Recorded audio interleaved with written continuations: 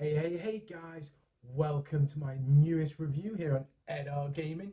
And today we're going to be talking about Final Fantasy VII Remake, the Intergrade, whatever it's called. I don't know how to pronounce it, but the one with the youth DLC included. And I want to say thank you to everybody who watched the series of me playing. Appreciate it so much. And please subscribe to the channel so you can watch my Final Fantasy VII Rebirth playthrough as well. Or go check out Remake if you didn't watch it. But, I had no real idea what I was coming into in this game. It also is the first PS5 game I ever played. I got a PS5 especially to play Rebirth, but obviously I decided to play Remake on that first.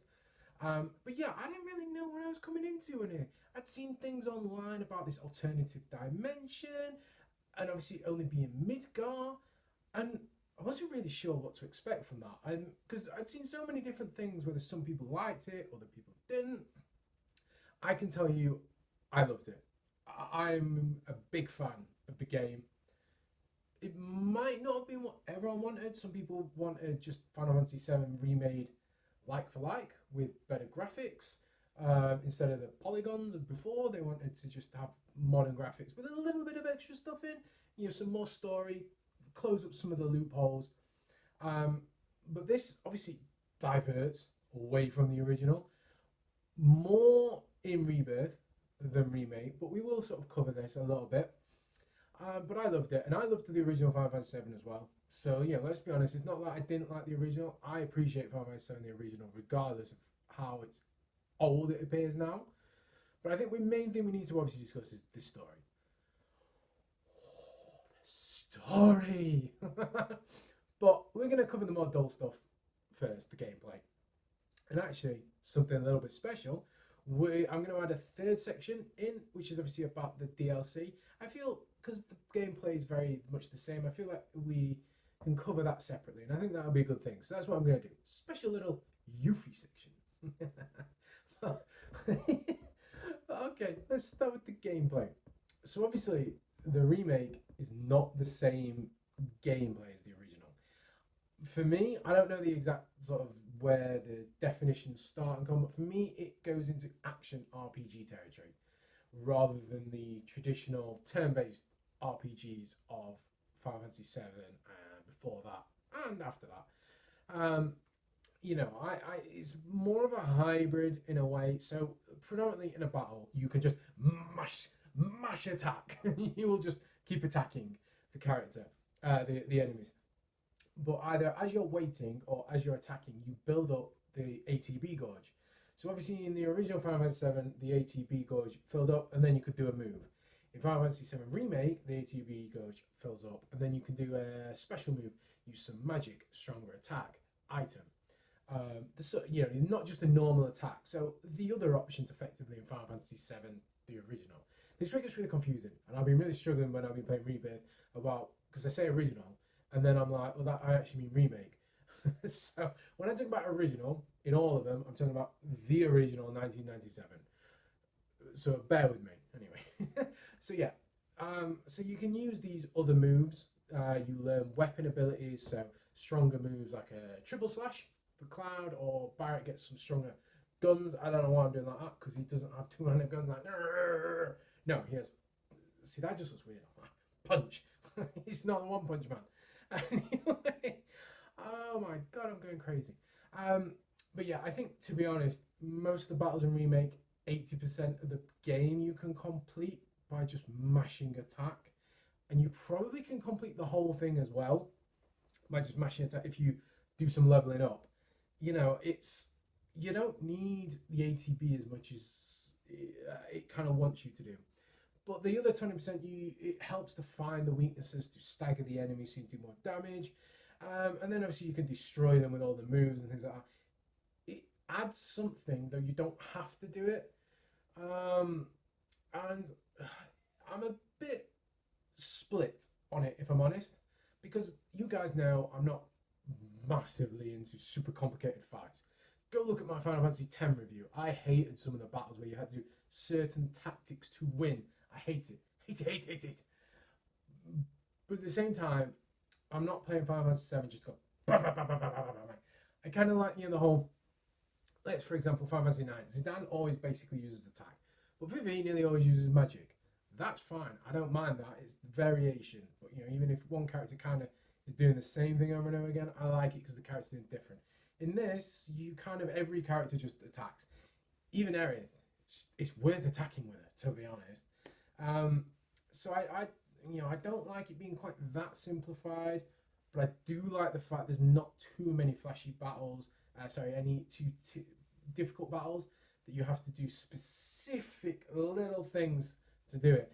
But there are nearly all the battles there are an element that you can add in to make it more complex, make the battle easier in a way. But you kind of have to do a strategy.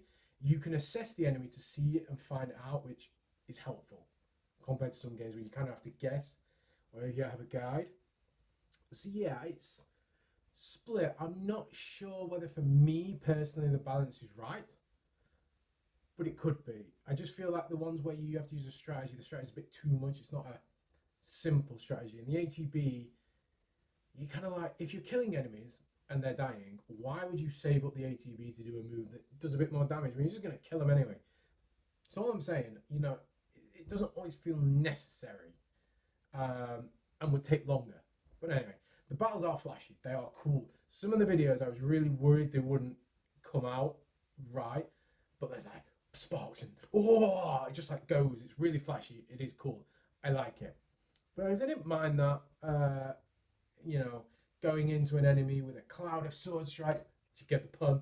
It's been a while since I've had a bad joke, isn't it? But anyway, or a cloud of bullets. That one doesn't work as well. But actually, that probably would have worked.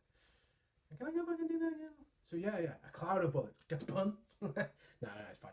I'm purposely leaving them in. Don't start that. You could not cut that out. Fine. I know. I'm being a dick. But I can imagine some people don't like the way these battles are. Personally, I would slow it down slightly so that you get a little bit lower. Maybe make the enemies, they can't do quite as much damage, but they have slightly more health. So that then you have the time to find that weakness, and it's worth finding the weakness. But, that's just me anyway. So, I think it's okay. The other changes, that's the main change. The other stuff are these little tasks and side quests. Obviously, you had them in the original, but they're much more specific in this. You have a quest log and you can follow them and you can do them. And you don't probably get as many good items as you did in the original from doing the side quest stuff, but you get much more story out of it. And that is quite good because I think that's one of the main things with this remake trilogy is they're adding more of the story in. So it was good to get it, and you find out things and you see things, and it is good. I like it. One thing I didn't really like in the game is how they treat summons. So in the original, obviously you would use them as though like a magic spell, but a very strong magic spell that took a lot of MP. In this one, they only ever seem to get used. I never found out for sure. It's either when you seem to get a lot of damage done to you, or if you stagger an enemy. It seems to then trigger this ability to summon. And you use your ATB on one of your characters. They only can have one summon material attached, and you summon whichever one you want. So you had Leviathan, Ifrit, Shiva. What else did you have? Choco Moogle was another one. I think that was it in Remake. I'm getting confused now with Rebirth, so I've got to be careful. And then they would appear on the battle with you, and they would fight alongside you. They would do occasional moves, not doing that much damage, but they do occasional. And you could use some of your ATB to tell them what to do, and they would do a strong attack. And then once their timer ran out, they would then do their main summon attack. Hellfire for Ifrit, Diamond Dust for Shiva. You know what I mean? And that would do a lot of damage. But I didn't really like it. It got me out. It won me so many battles. I'm not gonna lie. I won so many battles because they are strong moves. They'll do a few thousand right at the end. So I won quite a few battles with it, but I didn't like it particularly. I wanted to summon them. I wanted to maybe have one or more summons. I wanted to be able to use them more. That's the thing. So I wasn't a fan of that. But it's just, it kind of is what it was. I guess the MP, you don't get as much MP for sure in this game. So I guess they kind of have done it this way so that you just don't waste all your MP on one summon, two summons, on getting the second summon. There we go, in the battle. So I guess it's something, but just for me anyway. And the other big change is there's no random encounters. You battle enemies, but they're not random. So it's like Pokemon Violet and Scarlet. You are running around the world and you can see the enemies, and then you can attack them. You can occasionally just get past them without not fight them. But obviously you want to fight them because you want the experience. And there's not as many. You don't get as many battles as you did in the original game. So that's something, I guess. Ooh, but that leads me on something I didn't like. I'm going to call it filler, but filler levels. So you have to get from A to B, and for example, you have to get from the church to the slums, Aerith's church to the slums. In the original game, I think it might have been 2 screens you get across, 2 screens, and then you're there. Now, I know this game is a lot bigger, but it was about 5 or 6 screens. There's about 5 or 6 screens that you went through, and maybe you fought enemies in 1 or 2 of those. The first time you go through, you get some story. Aerith and Cloud are talking. That's not so bad. That's quite interesting. But sometimes you have to go back to the church and come back again to do one of the side quests. And if you're running along, there's just like nothing to do. You're just running. And it happens a few times getting places where there's just big amounts of routes with nothing in. And it's filler that I don't like. I don't mind filler as much. As long as it's not really fetch quest. I don't really like fetch quest. But I don't like that kind of filler. So that annoyed me. I think that was probably the only bit that really annoyed me. But the environments are amazing. They are beautiful, and I don't know what it looks like on PS4. I'd imagine not that dissimilar. I don't think the game's designed much bigger for PS5, like obviously Rebirth is. But oh my god, the environment, Midgar looks amazing. Not only the characters look great, you know, Cloud with a bit of a glow looks awesome. Tifa. I wish you could marry Tifa. But like the whole place just seems amazing. You can see the plate, the underneath of the plate, and you can see the detail in the plate and things like that. So yeah, I do love it. But now it's time for what you're waiting for. It's time for the story, and obviously spoilers, massive spoilers, massive, massive, massive spoilers. But hopefully you're watching me play Rebirth if you haven't watched Remake, so you kind of want them. But anyway, spoilers. And like I said, I am doing this review after having started Rebirth. So I'm trying to come at it from my proper view from just after Remake and not give away too much for Rebirth. I don't think I'd give away anything for Rebirth, but just be careful. Just please be careful. If you really want to see Rebirth, and I haven't finished it, about halfway, but if you really want to see Rebirth without any spoilers, save this video and come back later. Please come back. But yeah, okay, the story is just mental. It is so mental, guys. Or it ends up so mental. It blew my mind. I still totally know. I'm hoping Rebirth solves some of it. But I don't know if it will. I'm going to try and condense it all as much as I can into the bits that are kind of most important or pertinent. Look at that for a word. Look at that for a word. So we all obviously know it's based in Midgar, and we know the original story from Midgar, right? So hopefully you guys can know that. So basically, they start the game with added padding. They add a few extra elements in as padding. So, for example, when you're going to take the second reactor out, to get there, there's like effectively an extra area that you go through versus the original that did not exist. So there's something like that, or the sewers are made much bigger after the Don Corneo's mansion, that kind of thing. So there's extra little bits that they've added and bumped up. It does occasionally feel like they've bumped it up for the sake of bumping it up, but you know, the game is good anyway. But you do these extra side quests in the conversation, and then boom, boom, boom. Oh my god, oh my god! Out of nowhere, the whispers appear. Now the whispers they look like ghouls. They look like ghosty ghouls, and they're going around, and basically their job is to make sure the timeline goes as it's meant to. Destiny is achieved, I think is what they say. They're not sure about timeline. It's more destiny. They achieve their destiny, and nothing changes at certain points. Because there's these parts of the game where things happen that is about to happen different to the original. So the Whispers come in and kind of stop it. Um, Hopefully you're with me and kind of get this. So there's something trying to control the characters to go where they did in the original and do what they did. But as the story goes on, it seems like something else is trying to change what's happened. So that's why the Whispers are appearing. Because it looks like there's another element that's actually trying to push them away from what they did originally. You know, it's not just you couldn't see the Whispers in the original, but they were there kind of thing. It feels like something is happening different, and it's pushing them. So yeah, that's happening. And then bam! Oh my god! So you see how excited I am? They bam, bam, bang! Oh my god! Sephiroth appears. Sephiroth appears and shows up, and it seems like he's not the Genova clones acting as Sephiroth. The Genova, the Sephiroth clones with Genova and obviously acting like Sephiroth and appearing to look like Sephiroth like they did in the original. It comes across like it's the actual Sephiroth. But Cloud is still meant to have sent him into the live stream, so he should still be in the Northern Crater.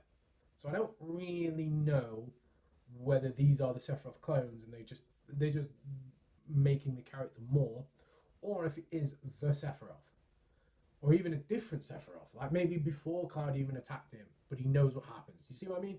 This is where it gets really confusing because it leaves a lot of things to interpretation, and I like it in the way it makes my brain think, but I also love answers. So you know, ugh. But anyway, there's even more than that. It goes up another gear. Because obviously, Sephiroth seems to know more about Cloud than Cloud knows about Sephiroth. This is what I mean about it could be a different Sephiroth. But Aerith also seems to know more. And she specifically says towards the end, one of the final chapters, she says about, I can't remember exactly what she says, but basically she says she knows the future, but every time the Whispers come near her, she forgets something that's going to happen. So it's like she knows the original game. The original, I see it as she knows the original Final Fantasy VII, and she knows what has to be done. But they're making her forget more and more and more. And these sort of things come out a bit in Rebirth, but I think she's basically forgotten everything by that point. But yeah, I don't want to talk about it. Oh, I really want to talk about it. I really want to talk about it, but I can't. I won't do that to you guys. But yeah, so Aerith seems to know stuff, and then she seems to be forgetting it more and more. So, you know, you're not quite sure what's happening, how much she did actually know, or even how much she still really does know, but she won't tell us. But then, you know, your story is going through Shinra HQ. You've saved Aerith, and you then try, and then you have the fight with Rufus, which happens after the president's dead. And then you're going to escape. And then this is where things really sort of skew off a little bit more. It goes totally off piste. Absolutely. Look at that for a word. Piste. I don't even know. Is that something to do with skiing? Anyway, so I believe the team don't know what the original Destiny is meant to be. So they don't know whether. So obviously, if you were to tell them Aerith's going to die, but Sephiroth will get defeated and the world will be saved, you'd think they'd take it, but obviously they don't know that. So they decide the Whispers are maybe the ones controlling things or doing stuff that they shouldn't do. So they decide they're gonna break with Destiny. They're gonna change it for themselves. But it feels that's what Sephiroth wants as well. And actually, Sephiroth might have been the one skewing things, and the Whispers are trying to get on black. But you fight the Whispers and you beat them, so that you have Destiny. So then you fight Sephiroth. The final boss of the game is Sephiroth, and it doesn't then turn into a Genova. It doesn't then seem to appear to be a clone again. It appears to be Sephiroth. You fight him in this like other alternative dimension that you follow him through. And you fight him, and then when you beat him, you don't really beat him, but you beat him, and he says to Cloud, there is 7 seconds left to save everyone. I think it's save everyone, but basically he said 7 seconds left. No idea what this 7 seconds mean. I honestly do not know. It doesn't seem to relate to anything that's happened in Remake. And I did all the side quests, so I don't know if I missed anything. And it's just like, what? And so far in Rebirth, it's not come up, so I don't know what these 7 seconds things are. But it's at this point that it seems like different realities are created. The team that you've played with, which I believe were the people from the 1997 game, I believe it is them people, they go off, carrying on the adventure, and they go to Calm, which is where Rebirth picks up. But they're not necessarily going to do what the original people did, or the world is not going to be the same as what it was. Um, because now Zack survives. You find a little bit out more in Rebirth about sort of what happened, but effectively he was in the fight with Cloud, and he survives it. That's all you get in Remake. That's all you get in Remake. You have to wait for Rebirth to find out that one.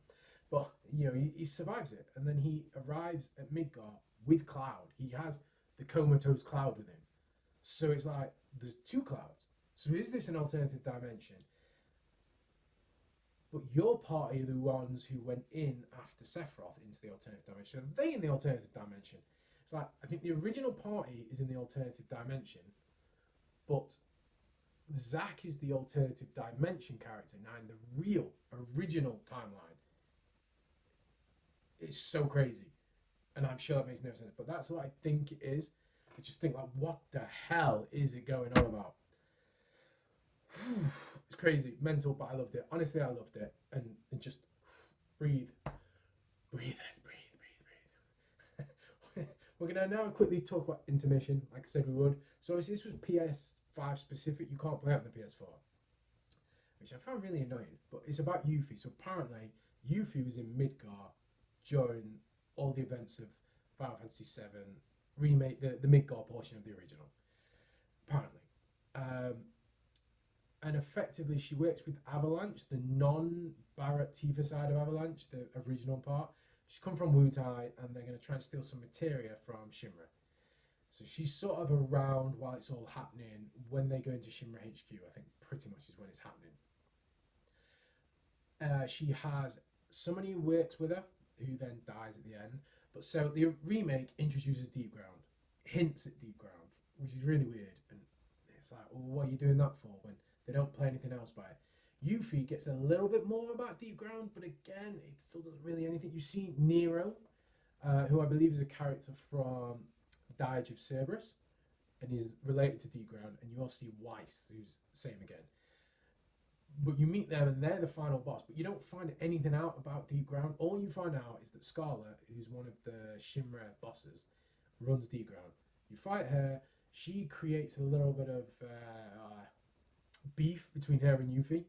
There's this little beef that appears, and then that appears up in Rebirth as well. So that's quite good. It is quite interesting. If you'd not played this and you then played Rebirth, you might be like, well, why does Yuffie know her?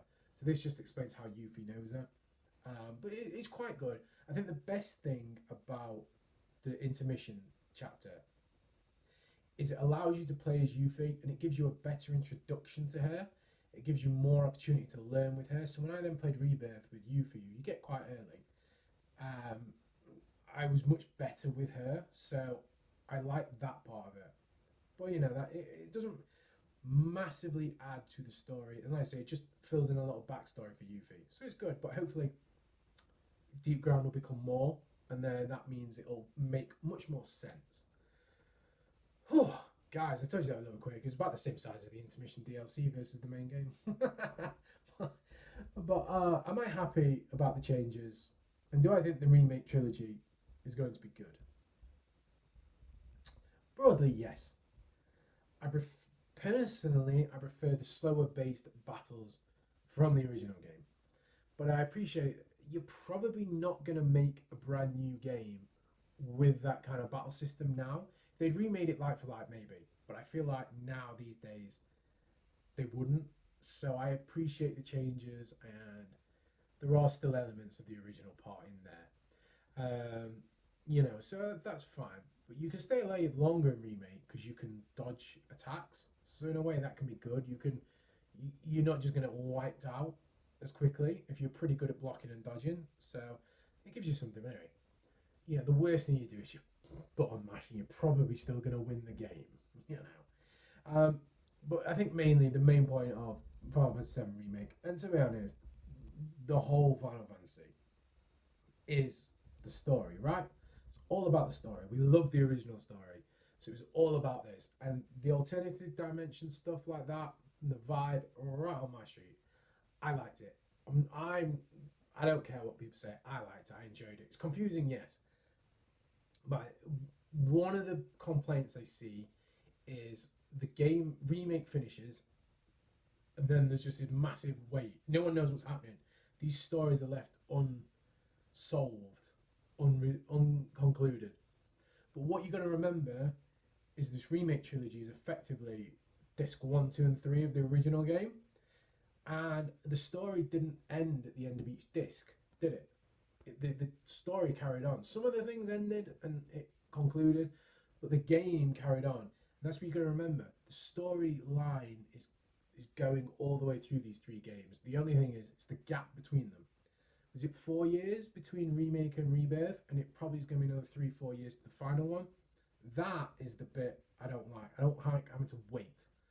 Part of me wishes they just made all three, and just then made them and then released them, maybe 2 years apart, but had them completed. I think that would have been better. That's my complaint around it, and I think that's what a lot of people complain about. Actually, is what they mean. They don't want to have to wait to find out. You know, it wouldn't mind if this game came out all three parts in one go, and it was huge, crazy. But people won't care that remake ended and then there was loads of storyline because you put rebirth straight in. So that's all I'm saying. That's what I think people's real problem is, not that they just didn't end the thing. I think they're thinking remake is like part one, of it, but they're like standalone. The story's not standalone. The game is standalone. That's the difference. But I advise you to play it. If you've not played it, play it. I love it. I think it's really good, especially if you like the original. You just go play it. Honest to God, just play it. I loved it. Really did. Simple as that. It was nice to spend more time with the characters, especially with a proper glow up like they'd had. And the voice acting is spot on. I really like how the characters come across. I think they're brilliant. One slight problem is Cloud. So we've seen the original, Cloud doesn't really come round until like the Golden Saucer. That's when he starts coming round a little bit more. But in Remake, they had to bring him round a little bit earlier in the story. So by the end, he gets a little bit more open and nicer.